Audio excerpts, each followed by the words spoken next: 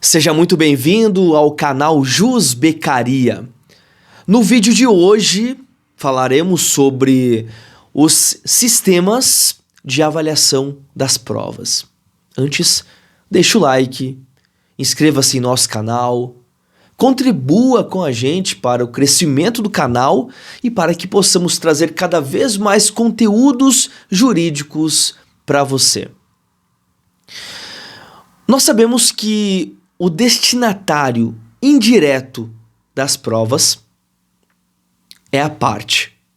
Então, as partes são as destinatárias indiretas da prova. Mas, diretamente, o destinatário é o juiz, é o magistrado. Afinal, é para ele que é produzida uma gama de provas com o objetivo de convencê-lo.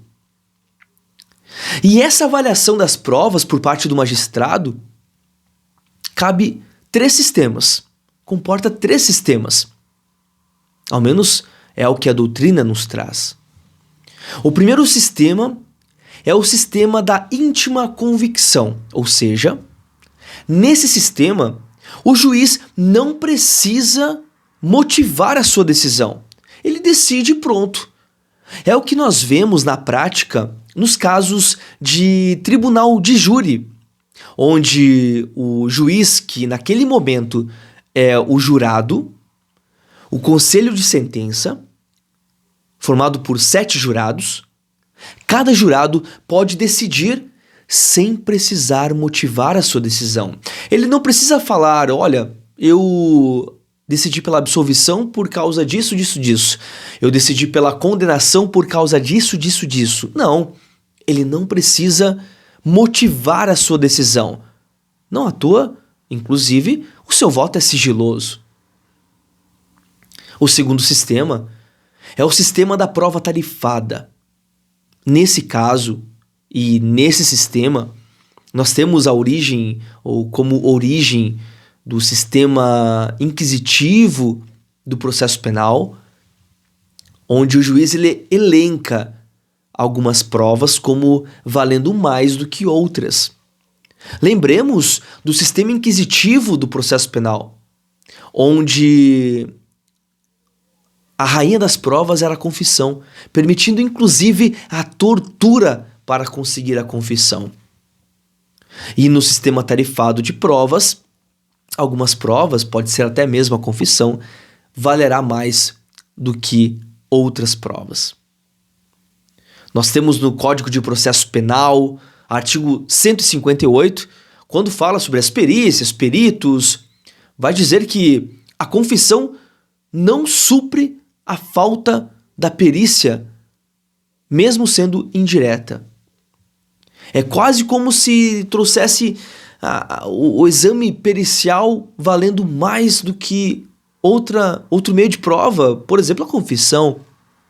É um resquício do sistema inquisitivo em nosso processo penal. O terceiro sistema de avaliação de provas é o sistema do livre convencimento motivado.